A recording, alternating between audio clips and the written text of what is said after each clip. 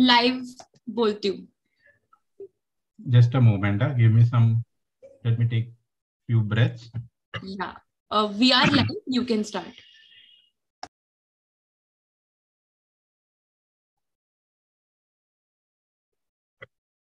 Good evening, everyone.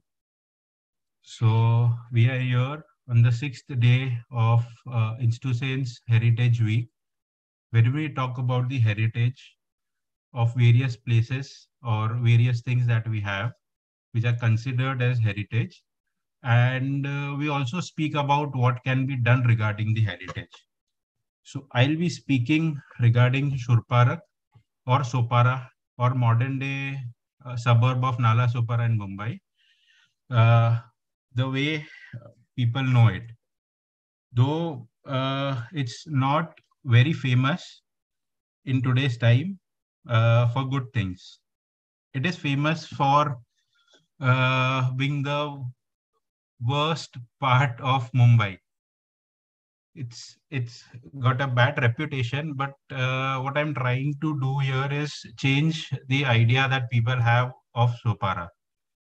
So what we'll be doing is just covering Sopara, what it is, uh, very in a gist, because covering Sopara in half an hour or 1 hour is a very difficult task.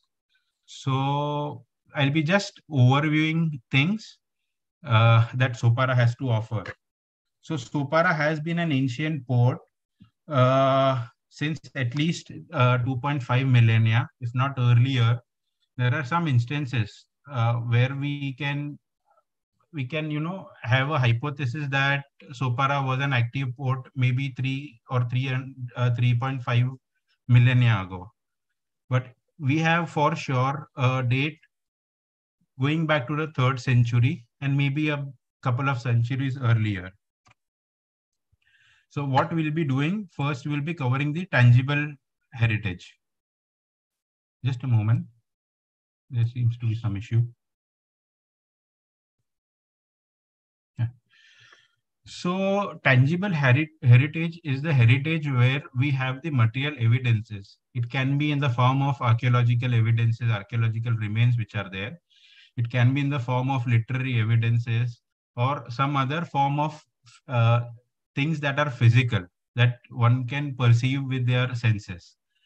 So when we consider the Ashokan edict, we pinpoint Sopara to the 3rd century before the Common Era. Why so? Because Ashoka reigned from 268 BC to 232 BC, and he started erecting edicts towards the end of his reign, perhaps 26th or the 27th year. So we have found two Ashokan edicts. This is the 9th edict, and this is uh, the deciphered alphabet, the Brahmi decipherment of the edict. So we have found two edicts from Sopara, the 8th and the 9th edict. There was a mention of 11th edict being found from Sopara, though it's mentioned in a lot of papers, and even when I presented my first paper with my co-authors, I had mentioned it that the fragment of 11th edict was found from Sopara, but we have been trying to locate the edict ever since, and we have not found it. So the two possible places were the CSMVS Museum or the Asiatic Society, but they don't have the edict. So either it was never found, and maybe one scholar wrote about it, and the other scholars followed suit, just copying it, citing it rather. So we also did it, but now we correct ourselves that only the 8th and the 9th edict, Ashokan edict, are found from Sopara. Perhaps the other are still to be found. Maybe 11th was found and it was sold off in the black market. We don't know. But apart from the Ashokan edict, there are some instances that stretch the historicity of Sopara by a couple of centuries.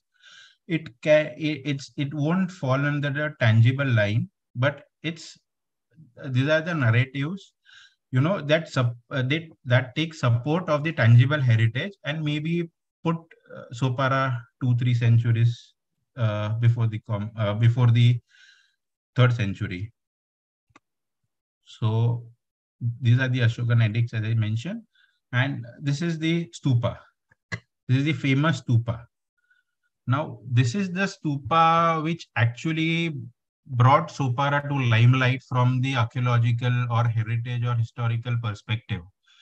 The year was 1882, and Pandit Bhagwanlal Indraji was one of the foremost archaeologists of India, visited Sopara for an exploration, and he had a few more visits later on, but he visited Sopara to check the stupa and the regions, the surrounding regions.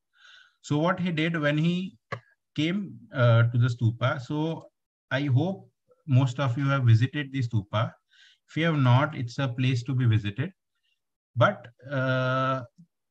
those who have not visited, I can just visually try to explain. So when Bhagwanlal Indraji visited Sopara, this entire region was a mound, an archaeological mound. Not only this entire region, the plot, it was known as Burud Rajacha Court. The literal translation is the basket weaving king. So basically at that point, in the last 2 decades of the 19th century, the area was known as Burud Rajacha Court. So perhaps there would have been basket weaving community in the nearby region. And there are other photographs that I could not include. So there are photographs even from the 1960s and the 70s. So people used to use this stupa as a shortcut because this entire region was silted. This stupa sadly became a shortcut for people. And if you visit the stupa today, you can see that there's a gap in between the stupa. So that is because it was used as a paulvat, as we call it in Maharashtra. So what Bhagwanlal Indraji did was he went to the stupa right at the top and he drilled through the center, went to the bottom. What did he find here? Here he found a treasure. A treasure. And back then, archaeology was not as a developed discipline. It was, I mean, they were doing their job, but it was not the way it is developed today. So here he found an entire casket, which contained a stone casket, followed by multiple caskets, metal and a transparent casket, along with 8 images of Buddha, metal images. I'll be showing you the pictures. Some gold flowers, some gold jewelry, begging bowl, supposed to be belonging to the Buddha, and some powder which had a fragrance. So why is it important?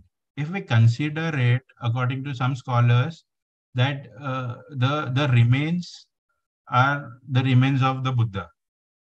Now, before we continue the story of Sopara, let me just brief you regarding the previous 2-3 centuries. So right when Buddha was about to pass away, this is mentioned in the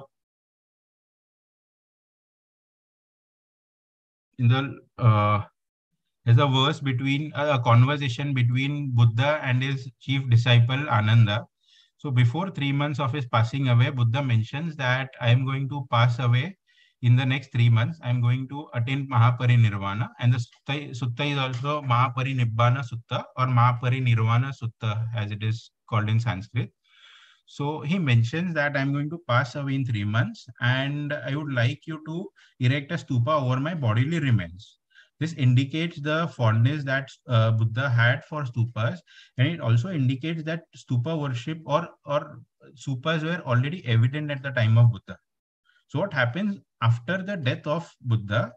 There were first 8 stupas that were erected across North India, places of importance with regards to Buddha. But what happens after 2 centuries comes Ashoka, and now Ashoka is completely motivated to erect more stupas in the name of Buddha. So what he does is he goes to the 8 stupas and he takes the belongings of the, or rather the relics, the remains of Buddha from the 7 stupas. Because the people, the Nagas who worshipped their stupa, they were not willing to partake their Buddha. So he took the remains from the 7 stupas, and the narrative goes that he divided it into 84,000 pieces, and these relics were spread all across India and elsewhere, and he erected stupa over it. So when you look at it from this angle, uh, the size of the stupa at least goes back to the Ashokan era, and we have the edicts to support. But if you look at it from the angle of the previous generation, there's possible that stupa was already there. A smaller stupa, some scholars believe that a smaller stupa would have been there in the region. It would have been expanded during the time of Ashoka, and perhaps later during the 1st, 2nd century or the 8th, 9th century, it would have been expanded further. So the scholars differentiate on their opinion in this regard. But at least we know that Sopara is 23 or 2500 years old. The other interesting narrative, we will be covering that bit even later during the third part, but is also a mention of a Vakkali stupa. So there was a sage called as Vakkali. Buddha is supposed to have visited Vakkali, Sopara, converted the sage to Buddhism, and a stupa, and he gave his relics. He gave his hairs and nail to Vakkali, and a stupa was erected there over the remains of Buddha. Why is this important? Because there are 4 types of stupas which are there. So the first 3 types are the types which were originally prescribed just immediately after the death of Buddha. So the 3 stupas are the Sharirika and the Asharirika. So one stupa is erected over the remains of Buddha, the bodily remains of Buddha. The other stupa, that is the first type, the Sharirika stupa. The second is the Paribhojika stupa or the Asharirika stupa, which is erected over the material remains of the Buddha, not the physical remains like a begging bowl, a robe, something like that. So, and the third stupa was to be erected over a Chakravartin. So, if you consider this stupa, suppose if it was commissioned by Ashoka, you have a Chakravartin here, a Raja. If you consider the begging bowl, I'll just go to the next slide. See, this is the begging bowl. So these images belong to the Asiatic Society of Mumbai. They were released to me for the use of publication in my book, the upcoming book. And I'm grateful for that. And these are not to be replicated in any form. But this is the bowl which is there. These are the metal images of Buddha. Some scholars believe that this where the stupa was opened in the 8th or 9th century, and these metal images were installed later on. These are the various caskets. This is the original stone casket which is there. You can see the small golden casket, the beautiful one. So if you consider, coming back to the original idea, if you consider this being the remains of Buddha, the begging bowl, then this is the Asharirika remain of Buddha. And finally, if you consider the Vakkali stupa, then you have the physical remains of Buddha. Though it is very difficult to pinpoint where Vakkali is today, me and my partner, Siddharth Kale, we are working on locating, and we have mostly found the location of Vakkali stupa. But so these are the 3 types. That is why Sopara is very important. The 4th type, which came later on, a few centuries after the passing away of the Buddha, is this votive stupa. It's a beautiful stupa right next to the big stupa. You can see in the backdrop. This is basically a votive stupa or Vratta Mustika stupa. Basically a stupa which is erected when you have a mannat. You have a vrat you ask for something, and if it is completed, you erect a stupa, as good as lighting a candle outside Mount Mary today. So we have all four kinds of stupa at Sopara. This is how important Sopara was. Apart from this, there are some other mentions of Sopara in the Buddhist text as well as other texts. We'll be covering it in the later bit. So these are the remains. Coming back to the Jain remains. So Sopara also holds a very important place for the Jains. So the if we consider Ashoka, so his grandson Samprati is also supposed to have uh, given patronage for to the monks in Sopara. He has also commissioned for the safe passage of, because the Jain monks used to travel on their foot, called as vihar. So do the Buddhist monks, and it is mentioned that he gave patronage for the safe passage of the Jain monks in the Sopara region. It has parallels with the narratives of the Brahminical texts also that we'll be covering later on. But that is where we can go from the historical context. There are also mentions of the monks from Sopara. So that puts, it's mentioned that followers of the Parshvanath Parampara. Now, from the historical context, we know that Parshvanath is the 23rd Tirthankara and was 2 centuries before Mahavir. So somewhere around the 8th century before the Common Era. So it is mentioned that the followers of Parshvanath were already there at Sopara, and then the followers of Mahavir came to Sopara.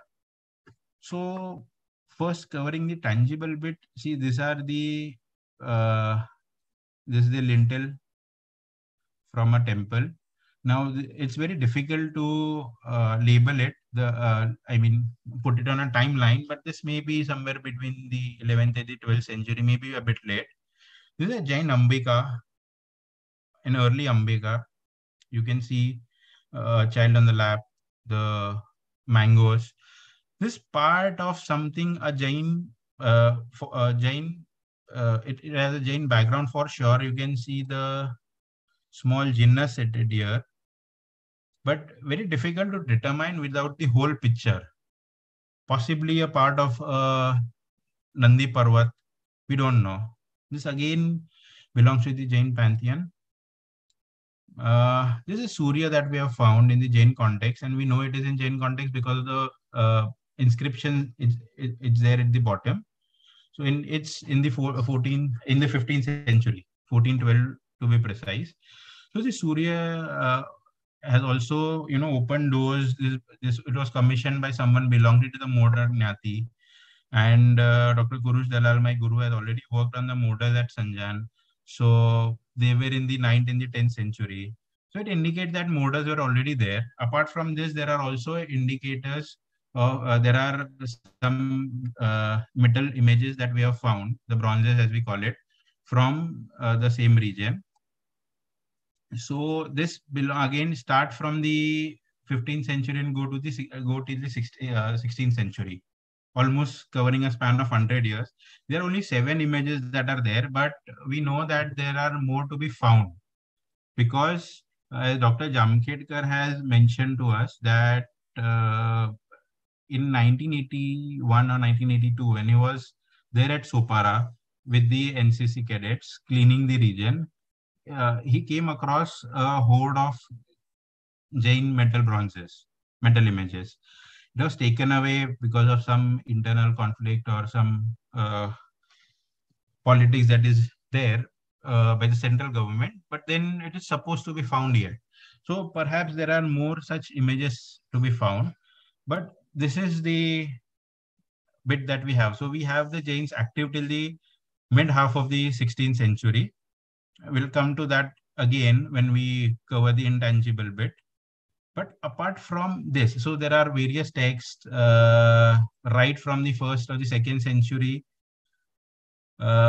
till the modern day. But an important text in the 8th century, Kuvalemala, mentions about the Shreshti from Takshashila, coming down to the Dakshinapata. He comes to Sopara. He goes to various guilds which are there, various clubs which are there, where only people of certain guilds are allowed. It mentions in detail. It also mentions in detail regarding the horse trade, the various breeds of horses which are there. How he earned a lot of money, made a fortune selling horses here. So basically, we know Ghodbandar as a port where horses were traded, coming from the from Middle East. So we believe that even before we find Portuguese here for horse trade, at least in the 7th and the 8th century, there were people here engaging in horse trade. Also, the Jains would have been, engaging in horse trade, and that is the reason why they have commissioned for such a book wherein horse trade is mentioned in such great detail. Coming back to the other important location is the Chakreshwar Talao. Now, Chakreshwar Talao is a very important area, and there is a sculpture gallery. I'll be showing you another photograph later on, and we'll be coming back to Chakreshwar. But there are various sculptures lying here, safeguarded by the people, at least for the past 150 years. So there is a Mahishasuramardini image. Right next to it is a Varaha image. And the scholars believe that this probably, the Mahishasuramardini and Varaha, are perhaps the oldest of the sculptures lying there in the region. They start from the 8th, 9th or the 10th century and go till the 15th, 16th century. This is a Brahma, a three-headed Brahma, and it's a unfinished Brahma, because you can see when you look it closely, there are unfinished bits of the Brahma. This is a very important image from Sopara. This is a Agni. So the earlier scholars mentioned it as a person riding a bull. They thought this was a bull, but later scholars like Devangana Desai, Dr. Arvind Jamkhetkar, they say that this is a ram, and now it's widely accepted that this is an Agni. Now, this is very important. Why? First of all, today is Saturday. This image is worshipped as Shanidev. Can you see the gloss, the glaze which is there on it? This is the oil. This oil being poured on the image every Saturday by people. If you go today, there'll be, leaves covering the entire image, because Shanidev is worshipped on Saturdays. But this in reality is an Agni. This is a ram. Can you see? Can you make out a ram? This is Agni riding a ram.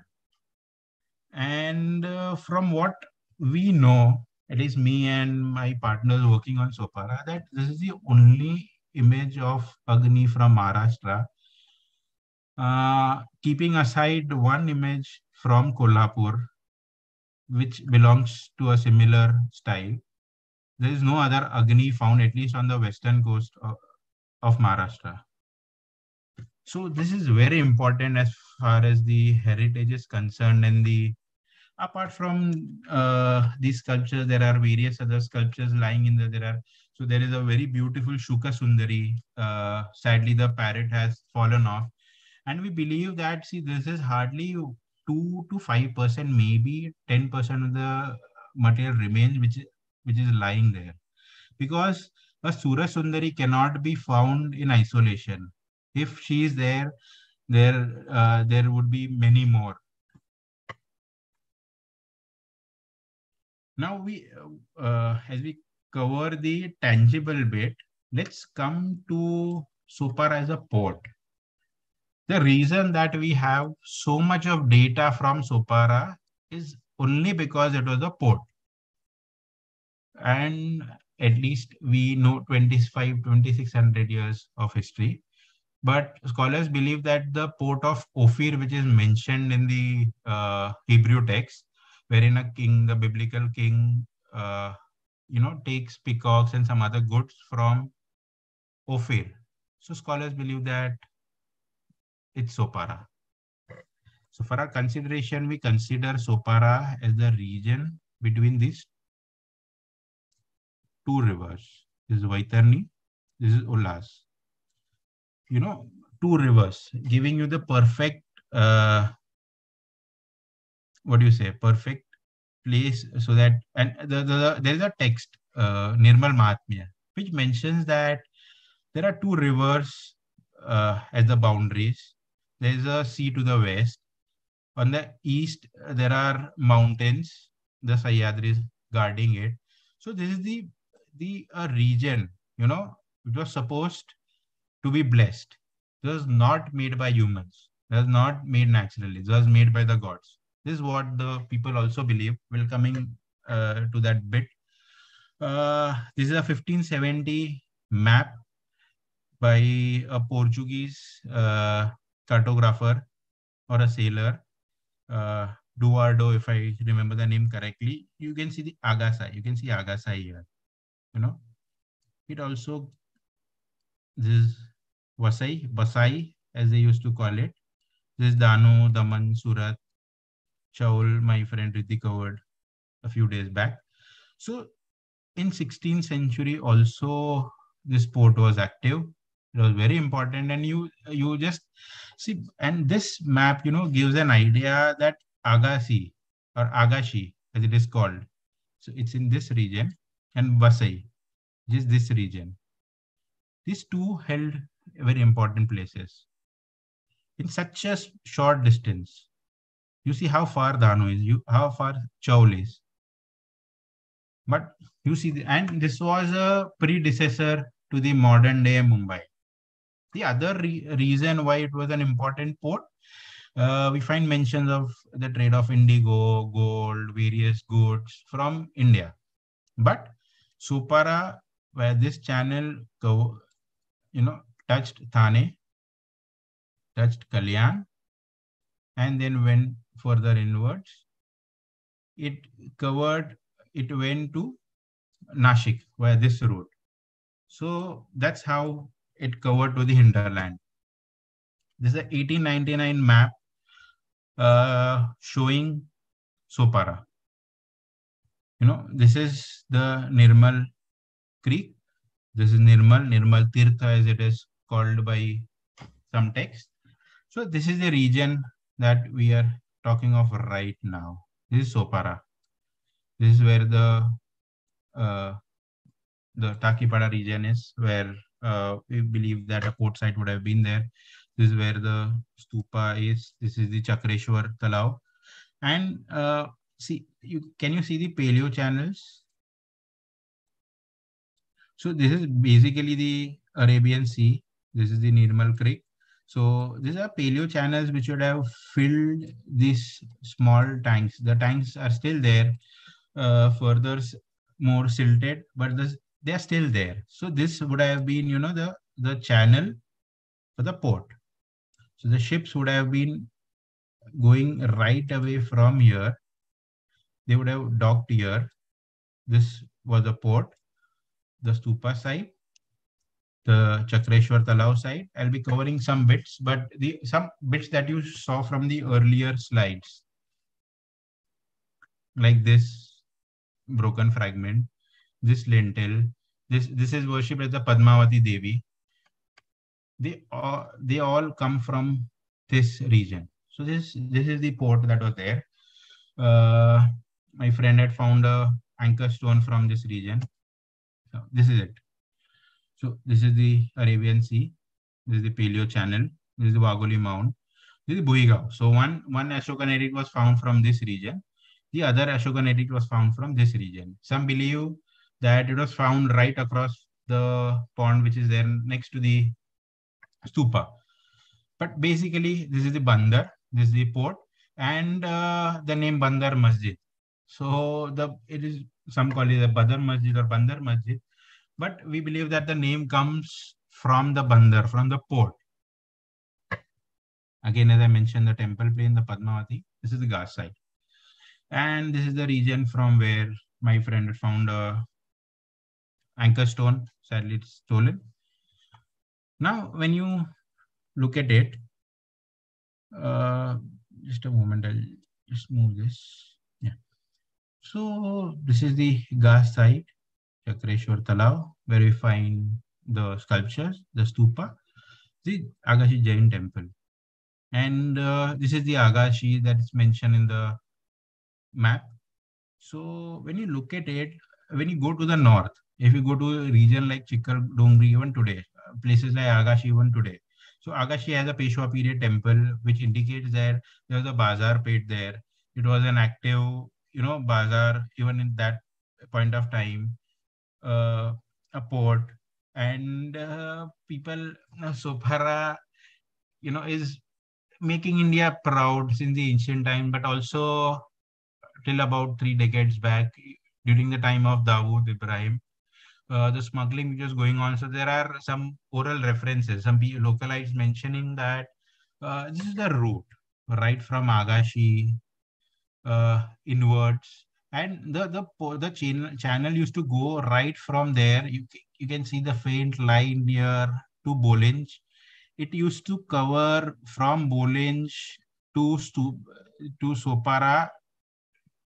So this was a complete channel, of course, with stop points in between. But there's a mention that smuggling activities used to happen in the 1980s and the 90s. And there's a mention in a Kutchi manual in 1996 that a small boat, a vessel from Kutch came and used Agashi Bandar. So it was active till about 2 decades back. There are various reasons for it declining as a port. One reason is that there were various other ports coming, thriving in the region. I'll be showing it in the next slide. But one of the major reasons is the siltation. That is one of the major reasons that happens with any port. So this photograph is taken from Dr. Savita Gate's paper on Sopara. So you can see this open land getting covered and completely silted. So siltation activities started somewhere in the medieval times in the 12th, 13th century. Perhaps it was happening even earlier. But during the British period, right when the railway line was dug up, siltation started happening because the population was already there. But because of the railway line, all these regions started, having more population flowing in, and because of it the siltation happened very rapidly. The thing that would have happened for centuries maybe happened very quickly. And this is Barunda Devi temple, Barunda caves and the Judani caves. Again, for seconds, almost 2000-year-old caves, perhaps maybe contemporary to the stupa. And this would have been, so the stupa would have a settlement around here. This would have been a satellite site, and maybe some sites, some padas in between. And again, these caves are Buddhist caves, so you never know. Again, if you go further south, you have Kaneri on this belt, and further north, if you go. So this again taken from one of my earlier lectures, mapping the Jain Tirthas on the highway. But there's a reason I have used this. You see Bombay, Alibag here, but you see this, our region, no? And apart from it, the Palghar, so we had Mahi Port, Manor, which held importance during the Portuguese period. Which again Tarapur, which find mention, Dano find mention, at least, if not earlier, 5th, 6th century at Nashik caves, even earlier. So Umargao basically Sanjan Bandar was there. So all these ports were also there. We were already in existence, but this was a major port. So Sopara was one major port. To the north, we had Bharuch. To the south, we had Chau. But these small ports also started coming up. And what happens that you have someone, offering some benefits in the form of business, some uh, tax benefits, or the ruler changes. This is Vaitarni, so the ruler on the north is different, but the south is different. So that way, the trade keeps on changing. Now we come to the intangible bit. So Sopara, as we saw the evidences which are there, usually the intangible bit is covered earlier, the narratives are, but I thought that we look at the evidences first, and we try to see how the narratives are connected with the evidences. So there is mention of them of Sopara in Mahabharata and Ramayana. Now, when we look at the maps, we saw the maps earlier. When we speak of cartography, so cartography as a science maybe didn't exist in India the way we look at it, post-colonial era, once the Westerners came here. But there are, uh, sailors and traders coming right in on the western coast of India since the medieval period, and they mention Sopara. So maybe as a cartography, no. But if you look at Mahabharata, for instance, now I don't want to get into the dating of Mahabharata. It's a very controversial topic. But then Mahabharata mentions that Pandavas, when they started from Gokarna and they were going towards the Prabhas region, that is in Gujarat today, they halted at Sopara, and there was a small inlet from the sea, and they went inside and they halted at Shurparaka, and then after uh, staying there for a bit, they moved further north towards Prabhas. So this mention that the way the inlet is there, I feel this is a look at cartography. This is something pre-colonial cartography, maybe. I don't know how to label it, but it's there. As I mentioned earlier regarding Ophir, now there are various texts. So when we look at mythology, our region widens a lot, and there are myths called as the creation myths. So there is one related to Parshuram. So Parshuram is supposed to have created Sopara. Parshuram is also supposed to have created Aparanta or the Konkan. So the people of Sopara believe that Parshuram created Sopara. Parshuram created the Sopara Tirtha or Shurparak Tirtha, or Sopara is also labeled as Parshuram Tirtha. If you look at Nirmal Mahatmya, the text is not too old, maybe a couple of 100 years old, maybe 100 years beyond that, but not too old, but the oral narratives are still there. So it's regarded as Parshuram Tirth. It's regarded as Nirmal Tirth. There are texts that mention, like Trambakeshwar Mahatmya mentions Nirmal is a very important place wherein you can go and you can get rid of your sins if you bathe in one of the ponds that are there. So that's important text. So basically, sorry, I deviated a bit. Coming back to the point that Parshuram created Sopara. Parshuram exterminated the Kshatriyas, and then for penance, he went to a region that was the Aparanta or Sopara in this context, and he meditated for a very long time. Then he invited the Brahmins here. The Brahmins came here, they settled in, and they brought the other people, and they showed the way of life. Why is this narrative of Parshuram or the creation myth of Sopara very important? It is important from the point of the Brahmin staying here in the region today. So again, Nirmal Mahatmya mentions that Sopara is a region where people belonging to all the communities lived in harmony. That is the Jain, the Buddha, and the Hindus. They lived in harmony. Only two people saw Sopara with an evil eye. One is Shurparaka from the Ramayana, and the second are the Portuguese. So this shows that the Portuguese, they didn't like the Portuguese. Again, Portuguese were people who converted by any means they wanted. So probably they had in their memory, or they went through this, they experienced this, but they didn't like the Portuguese. So this narrative, the narrative that Parshuram exterminated the Kshatriyas. Again, these Brahmins believe that uh, the Portuguese where they hit the Portuguese, and again after Chimmaji Appa won the battle against the Portuguese, he invited these Brahmins who are residing in this region. So during the time of Portuguese, the Brahmins fled from Sopara. That is what their narrative. Some people believe it, and they were invited by Chimmaji Appa. They settled here and they showed the way of life to the localites here. So this is the parallel that they draw from the narrative.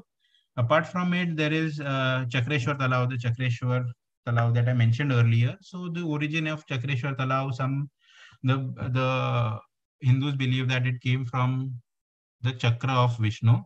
The Jains believe that it belongs to Chakreshwari Devi.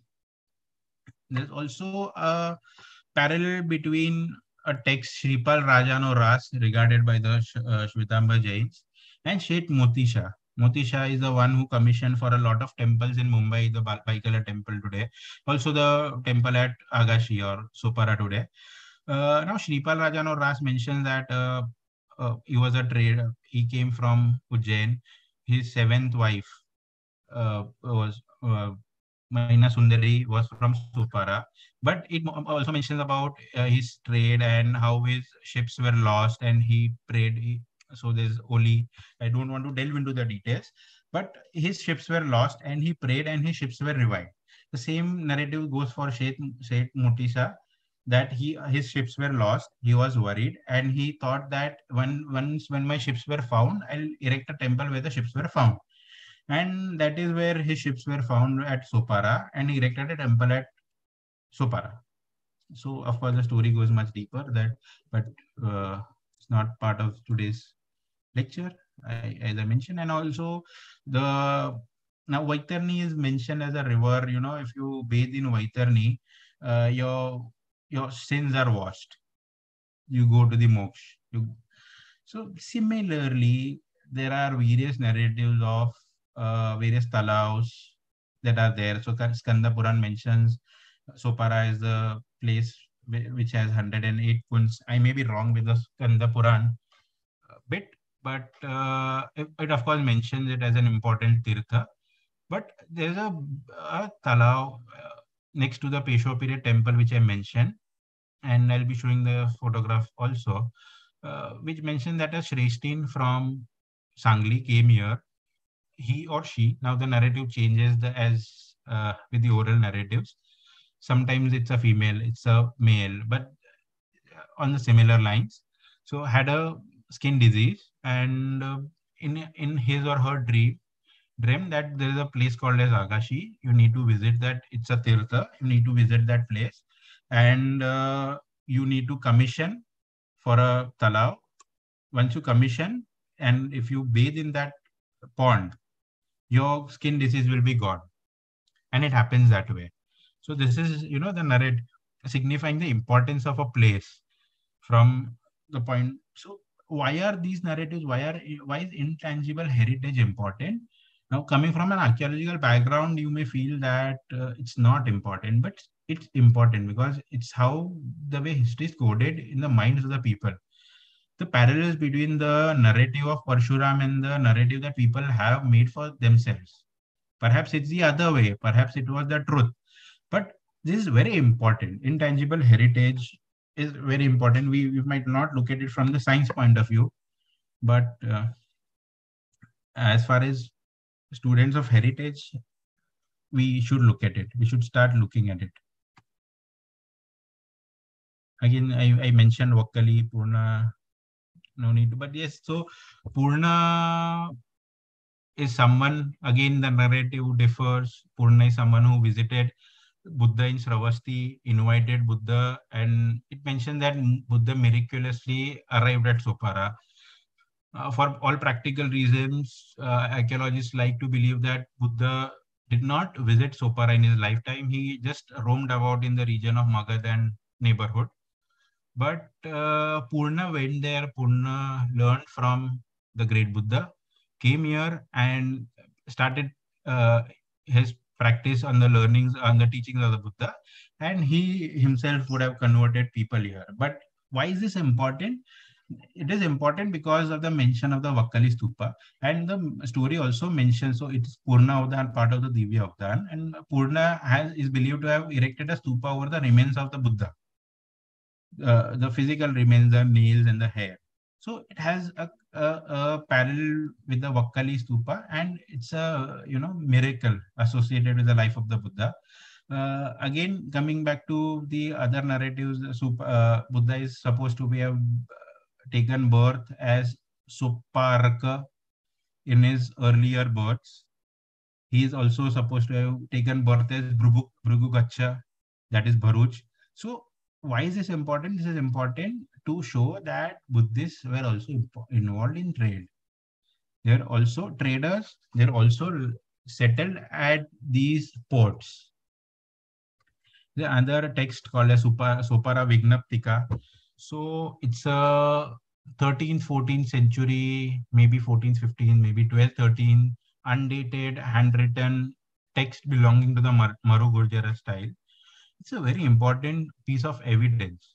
Why? Because it mentions about a Jivit Swami Murti of uh, Rishabdev being worshipped at Sopara. Why is this important? Because the Jains believe that Sopara was the foothill or the tality of Shatrunjay. Shatrunjay is basically, for people who are not from the Jain background, it's what Palitana, you would have heard the name Palitana. So it's believed that the ancient foothill, the oldest foothill of Palitana or the Shatrunjay hill was Sopara. The main idol at Palitana is Rishabdev. So Sopara Vignaptika mentions about the worship of Jivit Swami. It's also mentioned in various other texts. Why is this text important? Is it important from the point of view of Jains and Rishabdev and Shatrunjay and Jivit Swami? Yes, of course. But it is also very important from the point of view that it mentions a lot of things. It mentions various plantations which are there, like the flowers of champa which are there, ketki which is there, pan which are there. It mentions about sandalwood. So sandalwood perhaps was not available here, but it was traded from this port. And there's a place called as Chandansar. Perhaps the name still continues. We don't know. We need to look at further evidences for that. It also mentions various dance forms like the Ras, Lalita Ras. In it, the text is very important from the point of view of our study, the heritage, the natural heritage, or the various dance forms which are there. There's also one very interesting parallel between the Buddhist and the Jain narratives. So, as you all know, that the Buddhists and the Jains are so alike and yet so apart in all their forms, in forms of practices, in forms of their religion. From anyone who is an outsider, they look at Jainism and Buddhism in the same way, a foreigner, I would say. And that is where most of the colonialists look at their data. But uh, I don't know if you are aware, but the Sri Lankan text, the majority of the knowledge of Buddhism in India comes from the Sri Lankan text written down in Sri Lanka in the first century of the Common Era. There was a 12-year famine wherein the monks were dying. Before this, the entire thing was, by Shruti and Smruti, orally transmitted generation to generation. But because a lot of monks were dying and the senior monks were dying, they thought that it's time we sit down and write down the scriptures. There's a parallel in the Jain literature also. The only difference is that in the Jain context, the Agam Vachana, which is called the council, wherein the scriptures were written down, happened at Sopara. So the text says that there was again a 12-year famine. And again, now two versions, and it is part of the written history of the Jains, that Yakshadev Suri is the Acharya, who is the 17th Tirthanka, 17th Pattadar, as the follower of 17th head of the Parshvanath Parampara, visited Sopara at the end of uh, the 12-year famine, and we pinpoint the date to 56 CE or 58 CE.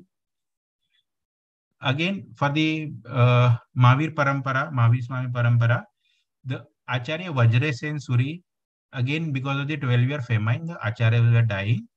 He had to call for a council, and the Agams were written down, and it happened at Sopara. So Sopara again holds a very important place for us. And as I mentioned, so this is the Taleti at Palitana, modern day Palitana. And since it's regarded, so this is a temple wherein they have recreated. So Jirnodhar happened in 2019, and also done by the monks with whom I'm associated in research. they brought slabs from Palitana. And so I feel this is in a way important. They're trying to, recreate the narratives which are there, recreating the heritage which was there.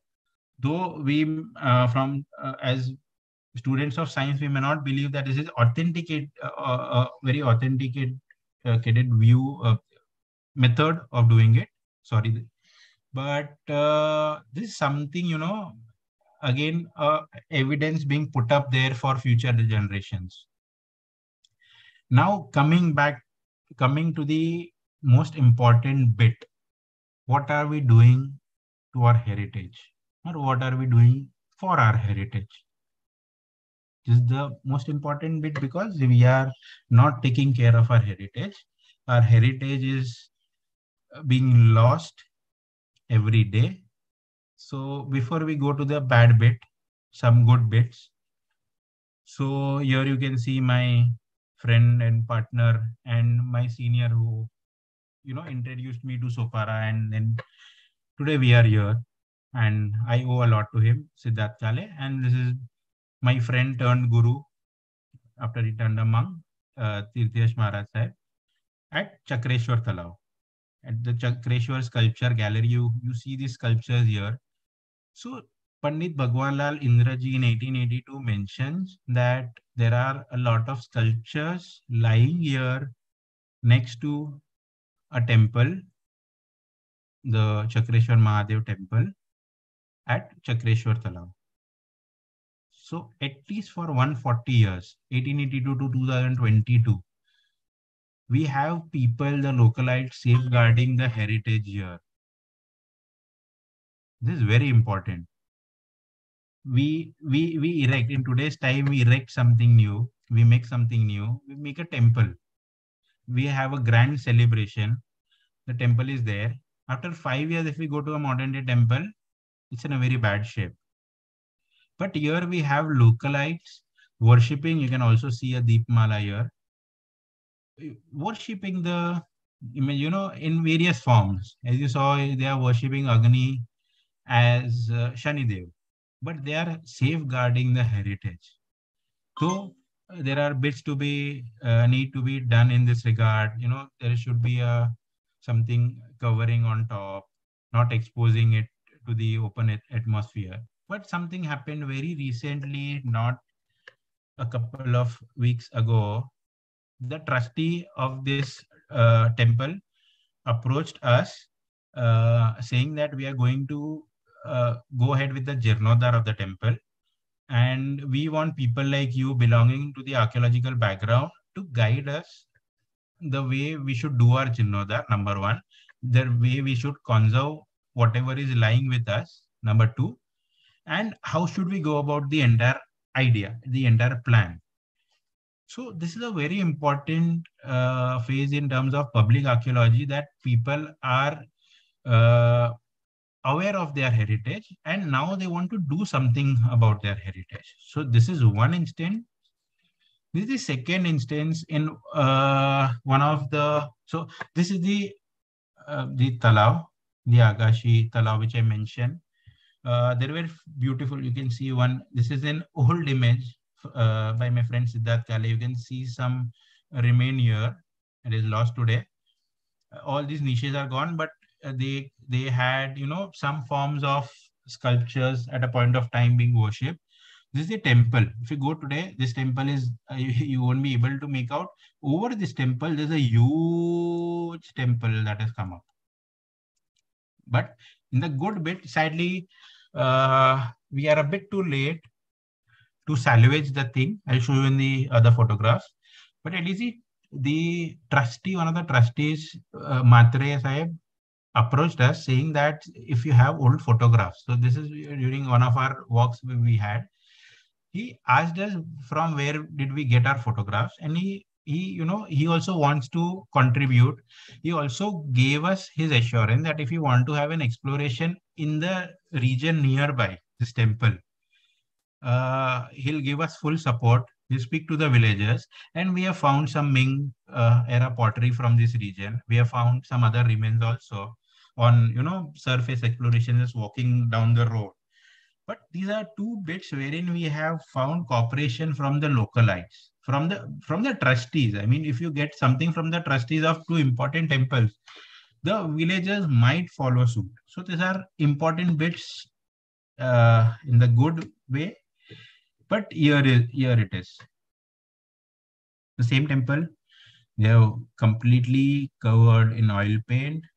Now again, next to this, there's another Hanuman temple. If you go to the temple today, as my guru says, that completely covered in tiles, not the way of conservation or the Jirnodar. Most of the heritage is lost in the name of Jirnodar. Why? Are these people doing it on purpose? No. They probably also have equal, they regard their temples in equal importance as we do. But they do it out of ignorance. They don't know. For them, their idea of acha karna, of improving, is applying chakachak paint, chakachak tiles. So if we create awareness, if we go to the people, if we start educating them that this is not the right thing to do, you can approach us. As in various professionals.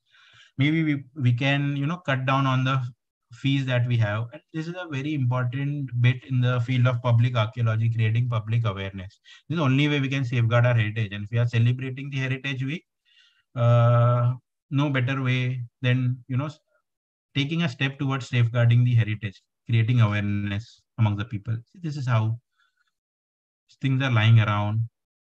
This is what we call as archaeological chivda, archaeological debris. This will have everything from kichaka to broken sculptures, fragments of temples. It will have kachara of all sorts, heritage kachara. Why is it kachara? Because we have made it a kachara. Rather, we should be thankful to some localite at least worshipping it. But what are we doing? And this is only one bit. If you come to Sopara, we can show you at least 10 places where we have debris like this. At least 2-3 tons of kachara lying about, chivda lying about there. So is this how we take care of our heritage? What are we doing about it?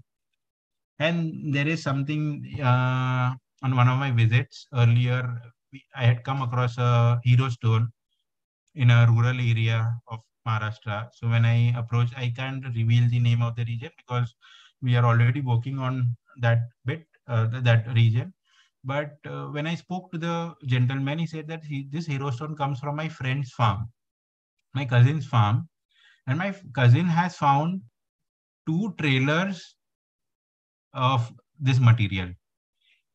He dumped one tempo, he dumped the material in one tempo, went to the local government body, and then, I mean, local government body was 120 kilometers from his place.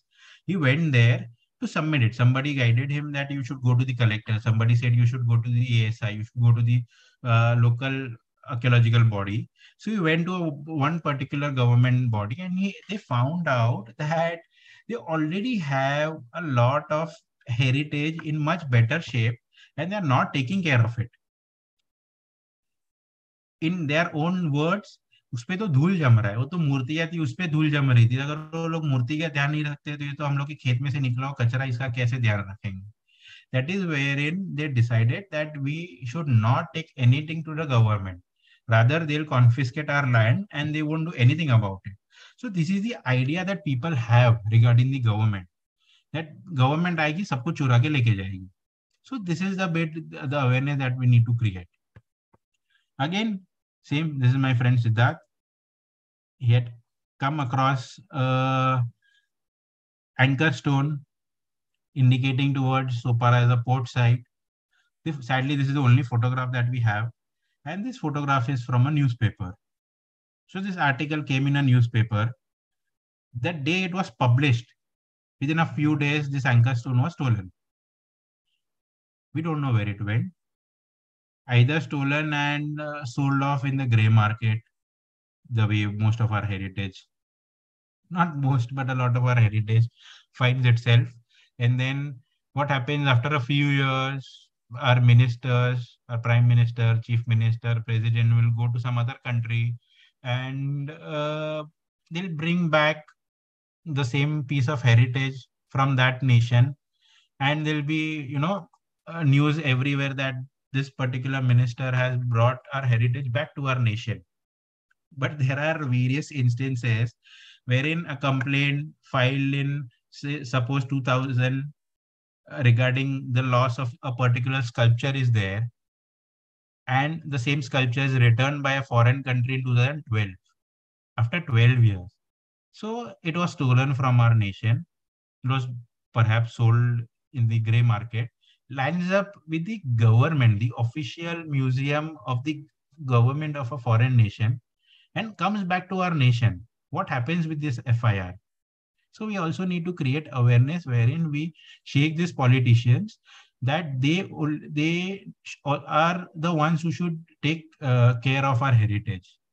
It is not only for the publication in the media, not only for the brownie points, but in reality, they need to do that in reality.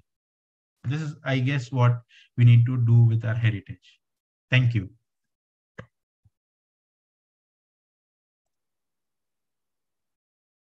Thank you for this wonderful lecture on heritage, Monish sir. It was amazing. Everyone listening to us right now, we should definitely care for our heritage because it is our heritage. मतलब ये हम सबका heritage है. So thank you so much for this enlightening lecture. Thank you. Please follow us on Facebook, Instagram, Twitter, and everywhere else possible. We have an amazing schedule for December, and for that, you'll have to follow us on Instagram. Yes. Thank you. Okay. Bye. Have a good evening.